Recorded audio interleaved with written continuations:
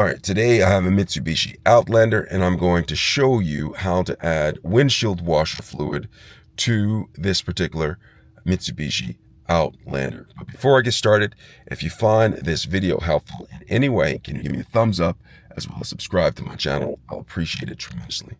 All right, so to add windshield washer fluid to this particular Mitsubishi Outlander, you're first going to have to do a couple of steps. All right, so right now I'm behind the steering wheel of the Mitsubishi Outlander. What I'll do is I'll open the door and then I'll look down. And you see this right here? There is a pulley right here. And what I'll do is I'll just pull it a little bit, hear a click, and after I hear that click, what I'll do is I'll walk around to the front of the Mitsubishi Outlander, and there's a safety latch, and what I'll do is I'll slide it to the left and I'll show you all of this and then lift up the hood at the same time. And when I do that, there is a holder or stand. Put that in place.